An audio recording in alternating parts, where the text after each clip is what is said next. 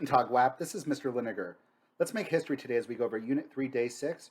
We're going to finish talking about European imperialism in Africa and Asia. But let's get started with our daily punishment. She had a photographic memory, but she never developed it.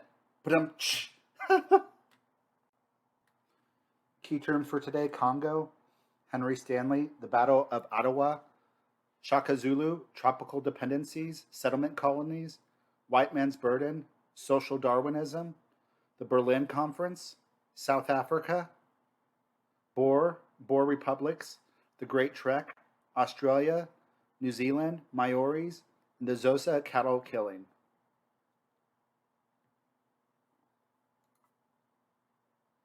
We're going to go over African colonization in the 19th century, the Berlin Conference and the scramble for Africa, types of colonial governments in Africa, changing interactions between natives and Europeans at the end of the 19th century, British colonialism in Africa and the Pacific, causes and effects of imperialism in South Africa and Oceania.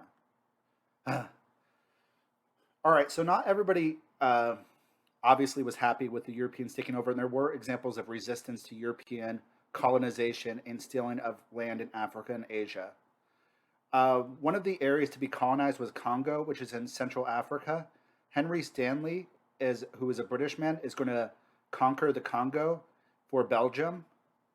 The state is huge. It's half the size of the continental United States. The Belgians will use coercive labor to basically use the Africans as slave labor. The raw resource in Congo was rubber from rubber trees, and the Africans would have to get a certain amount of rubber, and if they didn't, the Belgians would cut off their hands, kill them, kill their family members. It was really horrible. Eventually, people will find out about this, and it'll become a big international incident. It's probably the first example of a humanitarian publicity thing, and the Belgians will... the government will be taken over by the Belgian government directly, so there'll be less abuse. But King Leopold, who was the one who was directly running that country from Belgium, he led, his actions and the course of labor led to millions of people dying, millions of Africans dying in the Congo. Some of the African kingdoms will fight back as well. Italy is going to invade Ethiopia in 1896. Ethiopia is going to defeat the Italians in the Battle of Ottawa. Ethiopia will be the only independent country in this time period. They will push back the Europeans, and they will be independent. In the 1870s, a bunch of Zulu tribes in South Africa will resist the British. At this time, both the English and the Boer were going into South Africa. Remember, the Boer were the Dutch farmers. The Zulu are going to resist them. In the Battle of Isandawana, the Zulus will defeat the British. However, this will be too little, too late. The British will eventually drive the Zulu out. There were other ways of also protesting European imperialism. Let's talk about the cattle killing. This was led by the prophetess Nangawika from South Africa. She had a spiritual experience and proclaimed it to the Xhosa people in South Africa.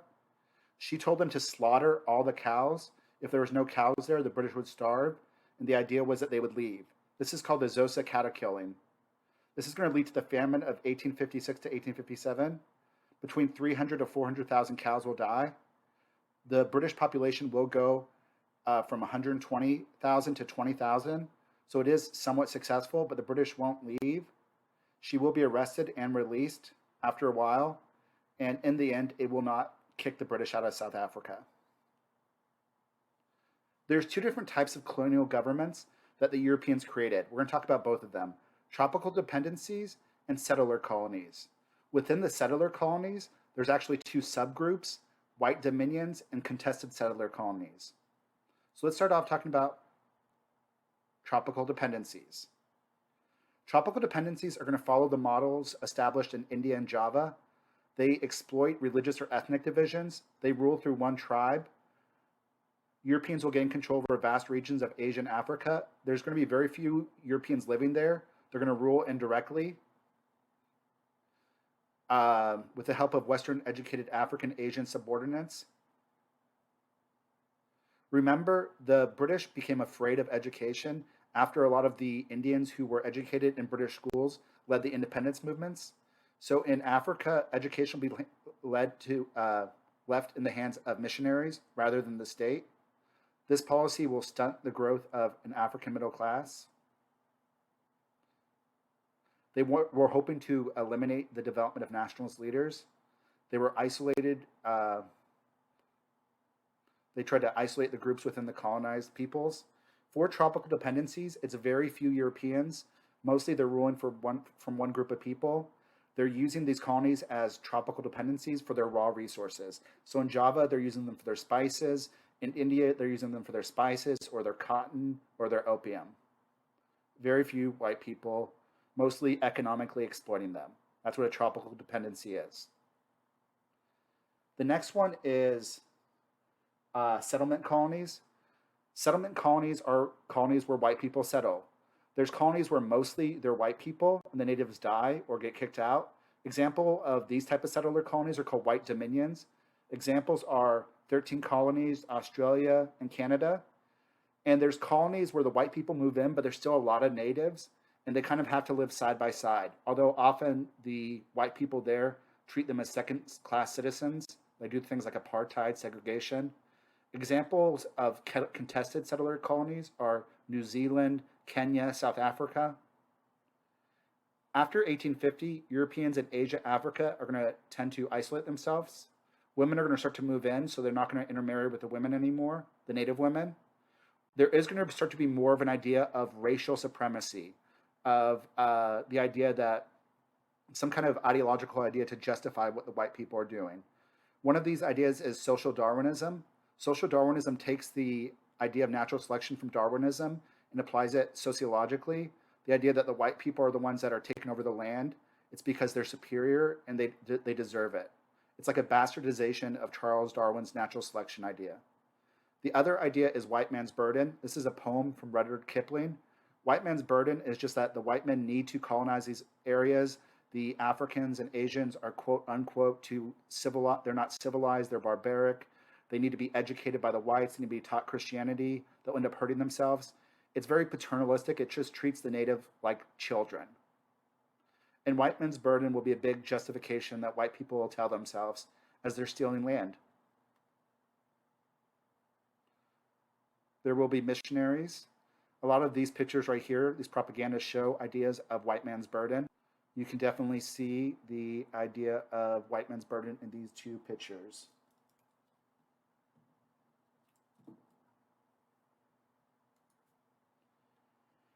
This again shows white man's burden. The Europeans are generously carrying the natives up to civilization. This is super racist and paternalistic.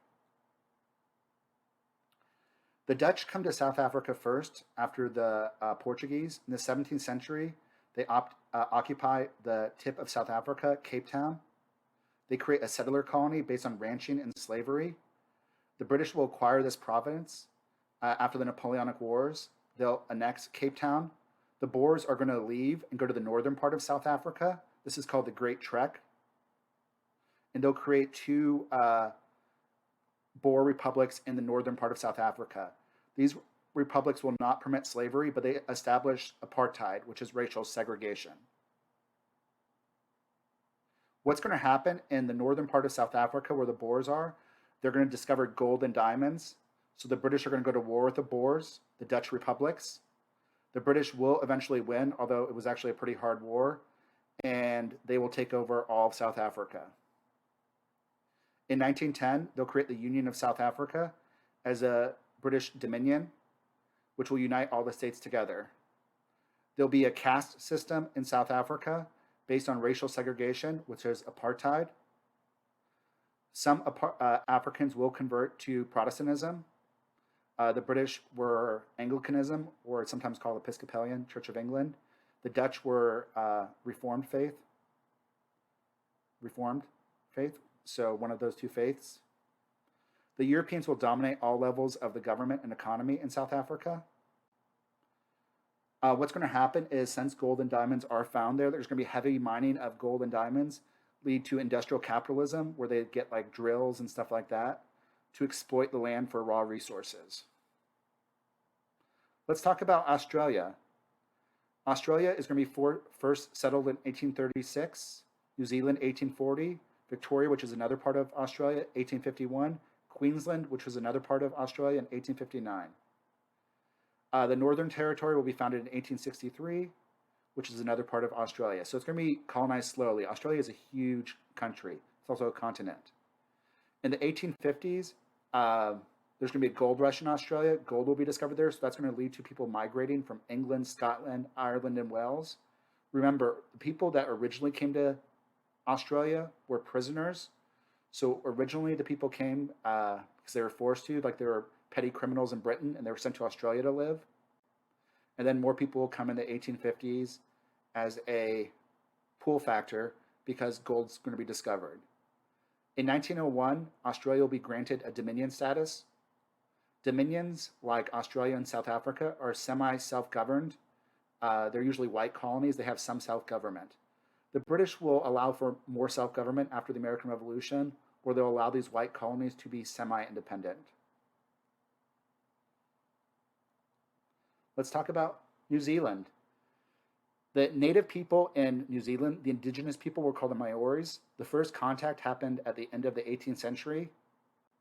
The exposure to diseases and firearms resulted in massive population loss of the Maoris, but unlike the natives in the United States, they will not all die out.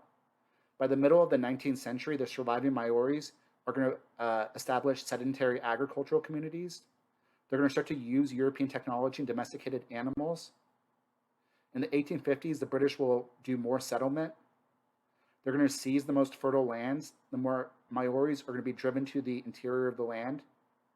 The Maoris, however, will be unique, is that they're going to survive by acculturating to British law and government. And New Zealand will be able to construct a multiracial society in which elements of the Maori culture is going to flourish. That dance, the haka, that they sometimes do before football games and soccer games, is a Maori dance. So there is going to be a huge Maori culture because they do not die out in New Zealand. This shows the spread of Christian faith in Africa. Shows South Africa, what we were talking about for the Boer War. Some of the colonization in Asia.